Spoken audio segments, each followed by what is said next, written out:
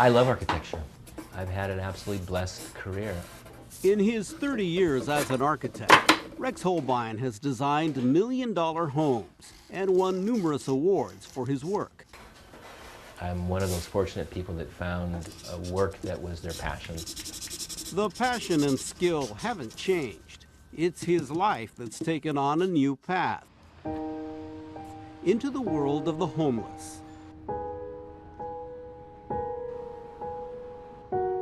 Who are these people? The answer to that is that they are everybody. They are us.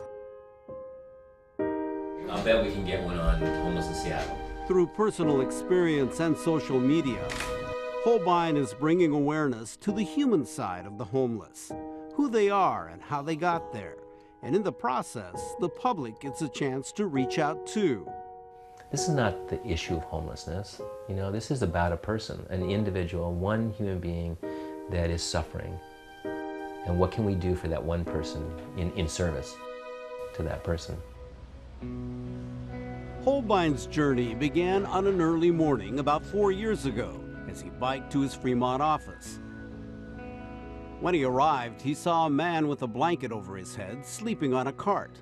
And I got off my bike, I just tapped him on the shoulder and I said, hey, when you get up, if you want to have a cup of tea, you can come into the gray house across the street here where I work and we can chat. He showed up about an hour later. He said his name was Chiaka.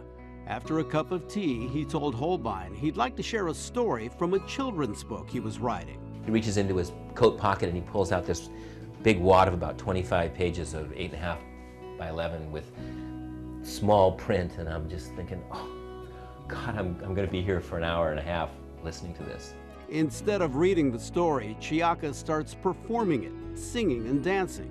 I'm really just taken with it, and about 3/4 of the way through, I start tearing up. Holbein learns that Chiaka is an artist. The cart he sleeps on carries his art supplies. He finished and I just said immediately, you know, I have a shed outside, and if you will organize it, you can store your art supplies in there as well, and you won't have to cart them around with you.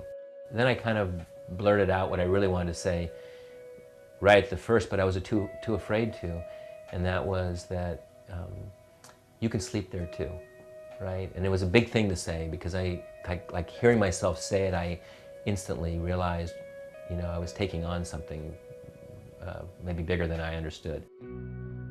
He went to the shed, he cleaned it all out, and when I left that night, he was standing in the doorway of his new home. I went home, came back the next morning, he came again, knocked at the door, and said, Rex, would you come out here? I want to show you something.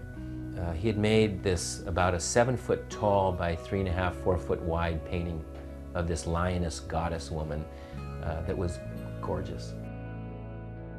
This man was a genius artist. I mean, he had been painting on the streets for 10 years, been homeless that long, and could hardly sell anything, that he was giving it away for $10 and $15 for food and art supplies. So I said to him, you know, how about I start a Facebook site for you?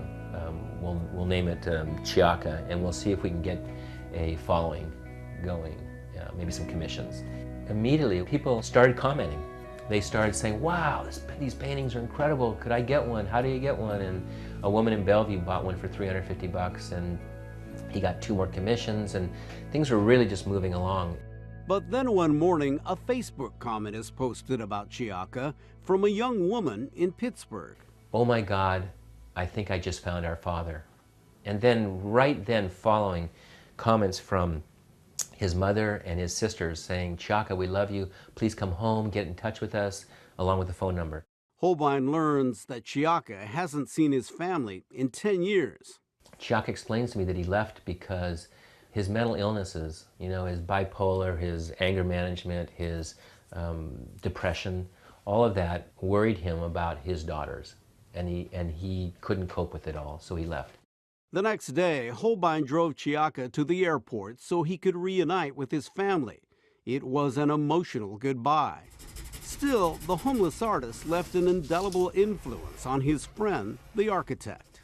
And it was on the way home from SeaTac, actually crying in the car, that I decided that I would start another Facebook site called Homeless in Seattle. And I would do that because I realized in that moment what Chiaka had done for me. He had completely exploded,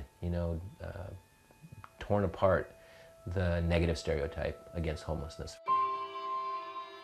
Holbein set out to challenge what we think, know, feel, and fear about the homeless. There is no sense of one category that fits homelessness, but also that each person that I've met that is actually living on the street and struggling with homelessness is there for a reason.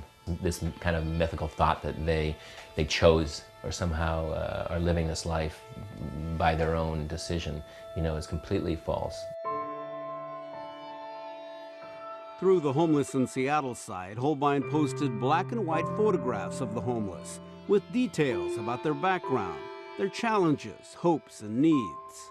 Many of those stories came from conversations at his Fremont office. Well, I met you. You had a place by the railroad tracks, right, in Magnolia, and you'd made a tent there. Word spread quickly that it was a place where the homeless could drop in, get some coffee or tea, use the bathroom, hang out, and talk. When I first met Rex, I was on the bench, and I came from a military background, and I became homeless here. But every person without exception has had some trauma, some event, something that has knocked them off their path. I just started getting depressed, having bad dreams and stuff, and just got to where I couldn't, my anxiety level just got so high, and ended up drinking a whole lot. And you had some jail time? Yeah, I did yeah. 12 or 9 months in county jail. So that can include war experience with PTSD, mental illness for sure, could be sexual, physical, emotional abuse, loss of a job, loss of a spouse. But some traumatic event took place, and from that, a spiral into homelessness. So I'm just gonna take a couple to. As Holbein posted photos and stories on the Homeless in Seattle site, right, last one here. He quickly found out, as he did with Chiaka, about the power and reach of social media. A community formed around the stories and the posts almost immediately. If I said, this is so-and-so, and tell a little bit about them, and by the way, they're sleeping outside under a tree, there would be a person, a few hours later that would say, oh my gosh, could I bring a sleeping bag for him? People of all ages and backgrounds wanted to help out by providing basic needs. We're more crisis-oriented. We're not interested in providing something that's ongoing in an enabling manner. The office became a drop-off site for food, clothes, and other supplies. And as the response grew, so did the Homeless in Seattle page, to more than 13,000 followers in 45 countries. The site made it easy for people to directly respond, to see an immediate impact, and to feel that they were making a difference in someone's life. Honestly, it's what fueled my desire to keep doing this. And to encourage the public to just say hello, a saying that's become prominent in Holbein's efforts to encourage people to acknowledge the homeless when they see them on the street. We may be homeless or low budget or whatever we are at the time, but just to say hi, makes a smile. Much has changed for Rex Holbein in the 4 years since he met Chiaka, the homeless artist. He realized that as much as he loves being an architect, his heart is with the homeless. So he's put his profession on the back burner, opened an office in the University District, and founded a nonprofit called Facing Homelessness to expand his reach and message. One of the first things I told my wife when I started this was that, I have to be careful to try to think I'm going to fix anything. You start off doing it for somebody that's suffering on the street, whatever that part is, small or big, and you quickly find out, and I know we all know this, but it's so true, you quickly find out that you're the one that's being enriched by the moment. It's crazy physics. It's something very beautiful.